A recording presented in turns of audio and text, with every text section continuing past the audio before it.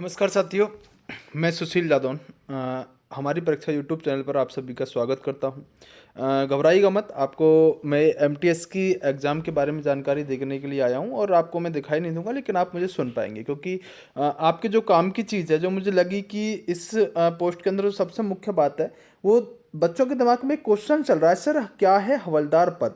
इसके बारे में बहुत सारे बच्चों के मन में बहुत सारा डाउट चल रहा है कि आखिरकार ये क्या है। तो मुख्यतः मैं इस एसएससी एमटीएस एग्जाम 2022 के बारे में जो नोटिफिकेशन आया है अभी 22 तारीख से, जिसके फॉर्म स्टार्ट होने हैं, उसके बारे में मैं आपको बताने के लिए आया हूँ। क्योंकि बहुत सारे बच्चों के दिमाग में बहुत सारे डाउट चल रहे हैं, क्या सर हम इसमें दोनों पोस्टों के लिए अप्लाई कर सकते हैं, सर इसके अंदर काम क्या होगा। क्योंकि पहली बार हवलदार पद जो है वो पहली बार इसके अंदर ऐड किया गया, पहली बार ये हवलदार पद इसके अंदर आया है। तो आप इसके अंदर किस क्वालिफिकेशन पर अपना फॉर्म भर सकते हैं और साथियों आपका इसके अंदर काम क्या होगा, ये सारी बातें इस वीडियो के अंदर मैं आपको बताने वाला हूं। इसके अंदर एज ग्रुप को लेकर भी बच्चों के दिमाग में बहुत सारा डाउट है, जो मैं आपको क्लियर कर दूंगा बहुत अच्छी तरह से। उसके अलावा इसके अंदर अब की बार फिजिकल भी ऐड किया गया, जो ज़्यादा बड़ी बात नहीं है। फिजिकल कौन सी पोस्ट के लिए होगा और कौन सी पोस्ट के लिए नहीं होगा, ये भी मैं आपको आज बताने वाला हूँ। तो घबराइएगा मत, बेहतरीन तरीके से चीज़ों को आगे लेकर चलेंगे और मैं आपको कोई भी डाउट ऐसा नहीं छोड़ूंगा जो इस वीडियो के बाद साथियों आपके दिमाग में बचे कि सर ये वाली बात हमको बतानी है, इसके बारे में और बताओ। सारी बातों को क्लियर कर दूंगा, ठीक है। चलिए साथियों, तो आगे चलते हैं, बेहतरीन सी चीज़ों पर बात करते हैं। सबसे मुख्य बात यह है कि जो एसएससी ने एमटीएस के लिए आपके लिए भर्ती निकाली है, इसके अंदर 3603 पद नहीं है। इसके अंदर अभी जो हवलदार वाले 3603 पद हैं वो आप कह सकते हैं, क्योंकि अभी जो एमटीएस के लिए पद है ना वो अभी यहाँ पर बताए नहीं गए। वो एसएससी के अंदर जो एमटीएस पद के लिए पद आएंगे वो अभी थोड़े दिन बाद आ रहे होंगे, उसके बारे में अभी नहीं बताया गया है। सिलेबस क्या होगा साथियों, इसका सिलेबस के अलावा बात करें तो एज लिमिट क्या रहने वाली है, और एज लिमिट के बाद भी अगर हम बात करें तो मुख्य बात यह है साथियों कि इसके अंदर जो आपका टाइप ऑफ पोस्ट जो है वो कितनी रहने वाली है। और इसके भी अलावा बात कर लेते हैं तो आपको पता होना चाहिए साथियों कि यहाँ पर मुख्य बात है कि इसके अंदर कट ऑफ क्या रहेगी और इसकी क्वालिफिकेशन क्या होती है। साथियों सबसे मुख्य अगर मैं बात करूँ तो सबसे पहला मुद्दा ये होता है कि सर एमटीएस की जो पोस्ट है ना, वो एमटीएस की पोस्ट ये किसकी पोस्ट होती है, क्या काम होता है इसके अंदर, हमें क्या करना पड़ेगा, और ये बहुत सारी चीज़ें आपके दिमाग में उठ रही होंगी। तो सबसे पहले इस बात को जान लो कि जो एसएससी की पोस्ट आपके लिए आई है, इसके अंदर आपको जो चीज़ें हैं ना, मुख्य हम बात करें मल्टीटास्किंग स्टाफ, इससे आप कहते हैं क्या, मल्टीटास्किंग स्टाफ इससे कहते हैं। और मल्टीटास्किंग का जो अर्थ है इसका मतलब एक चपरासी मान सकते हैं, मतलब चपरासी की एक पोस्ट आप कह सकते हैं। क्योंकि इसकी अगर आप कार्यशैली को देखोगे ना तो इसका काम होता है कि चौकीदारी करना या वार्ड ड्यूटी करना, ये इसका काम होता है। तो पहले क्या था कि हवलदार पोस्ट नहीं थी, तो इसके कामों में चौकीदारी और वार्ड की ड्यूटी करना आता है, तो इस बार हवलदार पद भी जोड़ा गया। बिल्डिंग तथा उसके आसपास के एरिया की अगर आपसे साफ सफाई करने के लिए बोला जाएगा तो वो आपको साफ सफाई करनी पड़ेगी, ये भी इसका काम होता है। जबकि कार्यालय की सफाई करना, अब आप समझने लगे होंगे अच्छी तरह से कि ये किस तरह की पोस्ट रहने वाली है। फोटो कॉपी करना तथा फैक्स आदि कराना आपसे ही कराया जाएगा, ये सारे काम। पार्क पौधे तथा अगर हम बात करें कमरों की, अगर आपको ध्यान रखना है पार्कों का, पौधों का, कमरों का, तो आपका काम रहेगा। अगर आपके पास पैर से आईटीआई है तो विशेष रूप से इसमें आपको एक्स्ट्रा चीज़ें मिल जाती हैं, आपको कुछ चीज़ों में और भी काम मिल जाएगा। कमरे और फर्नीचरों की साफ सफाई करना, बिल्कुल आप समझ गए होंगे। अपने से ऊपर जो पद के अधिकारी होंगे उनके निर्देशों का पालन करना। तो एमटीएस का मतलब मल्टीटास्किंग होता है, जिसके अंदर आप बहुत सी पोस्ट आपको मिल जाएंगी जिसके लिए आप अप्लाई कर सकते हैं। तो मल्टीटास्किंग का मतलब आप समझ गए होंगे क्या क्या काम इसके अंदर करना होता है। सबसे पहली और मुख्य बात साथियों कि आपको जो फार्म है ना वो आपके 22/3 से भरे जाने लगेंगे। कितने? 22/3 से इसके फार्म भरे जाने लगेंगे। हाँ, तो सबसे मुख्य बात क्या है साथियों, सबसे मुख्य बात यह है कि इसके जो फार्म है वो आपके 22/3 से भरे जाने लगेंगे, यानी 22 तारीख से आप फार्म भरे जा चुके हैं, स्टार्ट हो चुके हैं, अपना फार्म भरना शुरू कर दीजिएगा। और इसकी लास्ट डेट जो रहने वाली होगी ना वो आपकी 30/4 रहने वाली होगी। यानी कि सबसे मुख्य बात है कि आपको लास्ट डेट तक का इंतजार नहीं करना है, आपको लास्ट डेट से पहले ही अपने फार्म को भर के रेडी करके एकदम से अपनी तैयारी में जुट जाना है। तो 22 तारीख से आपके फार्म ये शुरू हो चुके हैं, और 22 तारीख से शुरू होने के बाद साथियों लास्ट डेट जो होगी वो आपकी 30 तारीख रहने वाली होगी। वो कौन सा? चौथा महीना। तो ज़्यादा आपके पास समय नहीं रहेगा, और लास्ट में साइड बहुत बिजी रहती है, इसलिए मैं आपसे कहूँगा कि आप इसके फार्म को जल्दी से जल्दी भर देंगे तो आपके लिए बेस्ट रहेगा। आइएगा, दोस्तों देखो, मल्टीटास्किंग मैंने आपको बता दिया इसका काम क्या होता है, इसके बारे में आपको जानने की ज़्यादा आवश्यकता नहीं है। अगर आपको नौकरी चाहिए तो आपके लिए भाई साहब बेस्ट है। लेकिन इस बार क्या है कि इसके अंदर एक नई पोस्ट जोड़ी गई है जो हवलदार की पोस्ट है। अब देखो साथियों, है क्या कि हवलदार का मतलब यहाँ पर क्या है कि जो बिल्डिंग आदि होती है उनकी चौकीदारी करने का भी काम होता है। और क्या होता है प्यारे साथियों कि कई जगह पर जो आला अधिकारी होते हैं तो उनके साथ पुलिस भी चलती है। तो पुलिस जो चलती थी वो पुलिस का क्या होता था कि वो पुलिस या तो स्टेट की बात करें तो स्टेट से पुलिस लेते थे, या अपनी सुरक्षा के लिए अन्य जगह से, मतलब कहीं पर अगर ये लोग जाते हैं तो उसके लिए इनको हवलदार की आवश्यकता पड़ती थी, सिक्योरिटी की आवश्यकता पड़ती थी, तो ये वहीं की सिक्योरिटी लेते थे। अब इन्होंने अपना ही पद एक हवलदार का निकाल दिया, पहली बार निकाला गया कि अपने हवलदार बनाएंगे। हेड कांस्टेबल रैंक की ये जॉब रहने वाली है, जो प्यारे साथियों आपको यहाँ पर हवलदार के अंदर मिल जाएगी। यानी कि इसके अंदर आपको वर्दी पहनने का अगर सपना है तो आप वर्दी पहन सकते हैं। हेड कांस्टेबल रैंक की बेहतरीन सी नौकरी रहेगी, केंद्र सरकार की नौकरी है साथियों, जो आपको वर्दी पहनने का मौका दे रही होगी। इसमें पोस्टिंग कहाँ मिलेगी अभी बात कर लूंगा। अगर आप इसमें ऑल इंडिया अपना अप्लाई करते हो अगर फॉर्म को, तो ऑल इंडिया कहीं भी आपको पोस्ट मिल सकती है। आप कहते हो नहीं सर हमको तो एक अपने इस स्टेट में चाहिए, दिल्ली में चाहिए, हरियाणा में चाहिए, तो आप सिर्फ अपने स्टेट में आप इसको अप्लाई करिएगा। यानी पोस्ट जब डालोगे तो अपने स्टेट को सिर्फ अप्लाई कीजिएगा, आपको उसी राज्य के अंदर आप फाइट करेंगे और उसी राज्य के अंदर आपको नौकरी मिल जाएगी। अगर बात करें सर हवलदार और एमटीएस दोनों के लिए अप्लाई कर सकते हैं, बिल्कुल कर सकते हैं, दोनों पोस्टों के लिए आप इसमें अप्लाई कर सकते हो। अगर मैंने आपको बताया कि 3603 जो वैकेंसी है ये हवलदार की तो रहने वाली है। सीबीआईसी और सीबीएन की बात करूं तो सीबीआईसी का मतलब होता है मेरे साथियों central board of indirect tax of custom, ये सीबीआईसी का अर्थ होता है। जबकि सीबीएन का बात करें तो सेंट्रल ब्यूरो ऑफ नारकोटिक्स जो होता है ये इसका मतलब रहने वाला। तो दोनों बातें क्लियर होनी चाहिए, सीबीआईसी और सीबीएन क्या यहाँ पर बीमारी रहने वाली है। आइएगा आगे बात कर लेते हैं। वैकेंसी इसके अंदर आपको और इंक्रीज होती मिलेंगी। आपको पता है रिजर्वेशन उम्र के साथ मैं अभी आपको बता ही दूंगा। मुख्य बात सबसे बड़ी है कि इसकी एज लिमिट, अगर मैं इसकी आयु सीमा की बात करूं साथियों तो जो इसकी आयु सीमा रहने वाली है वो आपके दो एज ग्रुप दिए गए, एक तो आपके 18 से 25 दिया गया है, दूसरा 18 से 27 दिया गया। घबराने वाली बात कोई भी नहीं है। अगर आपकी उम्र 24 साल है तो आप 18 से 25 वाले ग्रुप में काउंट हो जाएंगे। अगर आपकी उम्र प्यारे साथियों 18 से 26 साल है तो आप 18 से 27 वाले ग्रुप में यहां काउंट हो जाएंगे। तो घबराने की कोई बात नहीं है, बहुत बड़ी बात नहीं है। आप जिस उम्र में आपकी एज ग्रुप आएगा उसमें आप स्वतः काउंट हो जाएंगे। आप अपना डेट ऑफ बर्थ उसके अंदर डाल देंगे, इसमें कोई बड़ी बात रहने वाली नहीं आएगा।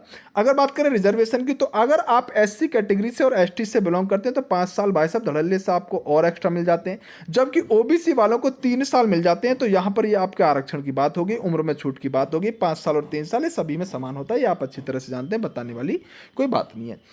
दोस्तों अगर हम आगे चलते हैं तो मुख्य बातों पर थोड़ी सी बात करेंगे। जो सबसे बड़ा डाउट बच्चों के दिमाग में बना हुआ है उस पर मैं आपको आगे लेकर चलता हूं।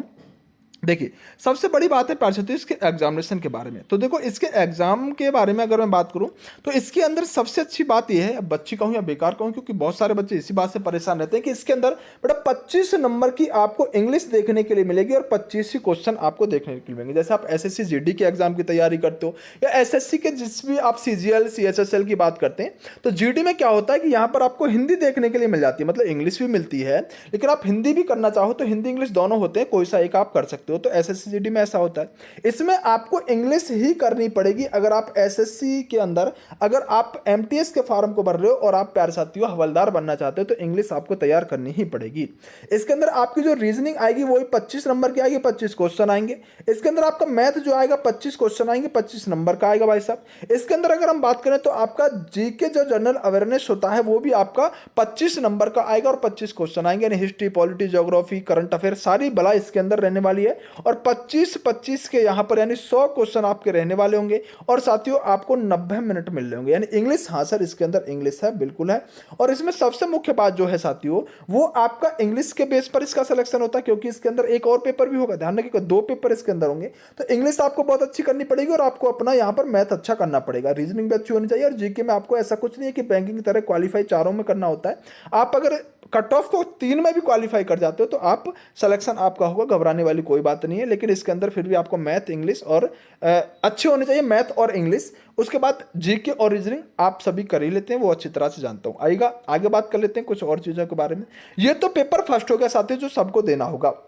हम मुद्दा ये है साथियों कि जो हवलदार वाला पद है ना उसके अंदर फिजिकल भी है, लेकिन उसमें अगर हम बात करें जो सीबीआईसी है ना उसके लिए पैसा तो फिजिकल नहीं है, जो सीबीएन है ना उसके अंदर आपका फिजिकल है हवलदार वाली पोस्ट में। यानी कि अगर हम बात करें जो आपका central board of indirectly tax of custom है उसके लिए आपको फिजिकल नहीं करने की आवश्यकता। अगर आप दरोगा बनने वाले हो, दरोगा की पोस्ट आप भर रहे हो, तो जो सीबीआईसी है उसके लिए आपको फिजिकल नहीं करना है। आपका सीबीएन जो है अगर आप उसमें दरोगा बनोगे तो आपको फिजिकल करना पड़ेगा। क्या फिजिकल करना पड़ेगा मैं आपको बताऊंगा। CBN central bureau of narcotics जो है अगर उसमें दरोगा बनोगे तो आपको फिजिकल करना पड़ेगा।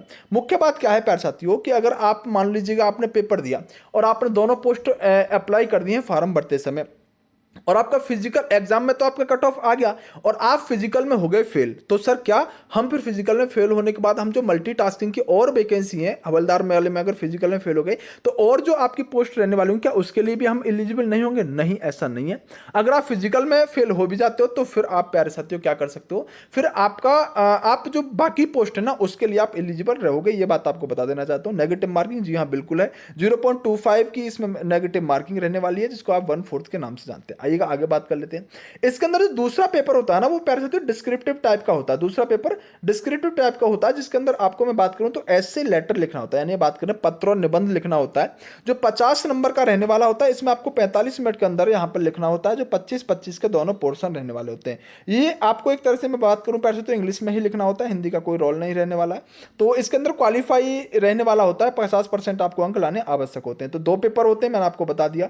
जबकि हवलदार वाला जो पद होगा ना साथियों उसके लिए होगा आपका फिजिकल। क्या फिजिकल? हाँ फिजिकल कैसे होगा देखो साथियों, अगर आप पुरुष हैं तो आपको 1600 मीटर दौड़ना पड़ेगा, लेकिन आर्मी की तरह नहीं दौड़ना पड़ेगा। यहां पर 15 मिनट में दौड़ना पड़ेगा। दौड़ना नहीं है तो चलना है सर, चलना। 15 मिनट में आप ये समझ लो 1600 मीटर आपको चलना है। आराम से चल जाओगे, कोई बड़ी बात नहीं। लड़कियों की बात करें तो उनको भाई साहब 1 किलोमीटर चलना पड़ेगा और 1 किलोमीटर 20 मिनट में भाई साहब कोई समस्या नहीं, आराम से चल जाएंगी लड़कियां भी। 1 किलोमीटर 20 मिनट में आपको चलना होगा, कोई बड़ी बात नहीं है। तो बहुत छोटी सामान्य सी बात हो गई है ना, ठीक है इतना तो कर लो। लेकिन इसमें एक एक्स्ट्रा चीज है, साइकिलिंग रहने वाली है। ये थोड़ा सा मुझे लग रहा है कि आपके लिए टफ पड़ने वाला, क्योंकि 8 किलोमीटर भाई साहब पुरुषों को चलानी होगी साइकिल और 30 मिनट में चलानी होगी।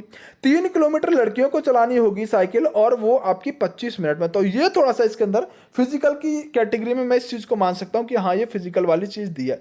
अब देखो इसके अंदर आपको स्पष्ट रूप से लिखा हुआ जो मैं आपको बताने वाला था कि साइकिलिंग जो होगी ना, जो साइकिलिंग होगी ना साथियों, वो आपकी मैं बात करूं पैसे तो जो सीबीआईसी है ना उसके लिए यहां पर अप्लाई नहीं है। यानी कि जो आपका दोस्तों मेरे साथियों यहां पर जो साइकिलिंग होगा वो आपका सेंट्रल बोर्ड ऑफ जो यहां पर इनडायरेक्ट टैक्स ऑफ कस्टम है उसके लिए अप्लाई नहीं है। अगर आप इसमें हवलदार बनते हो तो आपको साइकिलिंग करने की कोई आवश्यकता नहीं है। लेकिन अगर मेरे साथियों आप किसमें हवलदार बनते हो तो आप ध्यान रखिएगा, अगर आप हवलदार बने यहां पर सीबीएन के अंदर, किसके अंदर? सीबीएन के अंदर अगर हवलदार बने तो आपको साथियों फिर यहां पर साइकिलिंग करने की आवश्यकता पड़ेगी, यानी कि आपको साइकिल चलानी पड़ेगी। तो ये आपके लिए सामान्य सी बात है, कोई बड़ी बात नहीं है, आप इतना तो सभी जानते ही होंगे। ठीक है, तो सामान्य रूप से सेंट्रल ब्यूरो ऑफ नारकोटिक्स के लिए आपको साइकिलिंग करनी पड़ेगी, ये बात होगी। ओके इसके अंदर चेस्ट भी चाहिए पुरुषों को जो आपकी 76 सेंटीमीटर चाहिए, 5 सेंटीमीटर आपको फुलाने पर हो जानी चाहिए। हाइट 157 सेंटीमीटर चाहिए साथियों। और जो आपके जैसे विभिन्न तरह के लोग होंगे उनके लिए थोड़ी बहुत छूट रहेगी। और अगर फीमेल की बात करें तो बस दोस्तों देखो मेल के लिए हाइट 157.5 है, फीमेल के लिए 152 सेंटीमीटर है। ठीक है, वेट इसमें कुछ बड़ी बात नहीं है, उतना वेट सभी में होता है, ये आप सभी लोग कर ही लोगे। दोस्तों मेरा उद्देश्य जो है वो ये बताने का था कि जो हवलदार वाली पोस्ट है ना उसको लेकर आप बहुत ज्यादा परेशान हो रहे थे, बहुत ज्यादा परेशान। हवलदार के लिए मैं आपको स्पष्ट रूप से बता देना चाहता हूं कि जो हवलदार की पोस्ट है ना ये एमटीएस के अंदर इस बार पहली बार ऐड की गई है और इस पोस्ट को आप 100% अप्लाई कर दीजिएगा। अगर आप सेंट्रल गवर्नमेंट की नौकरी करना चाहते हैं और वर्दी पहनना चाहते हैं तो इससे अच्छा मौका दोबारा नहीं आने वाला है।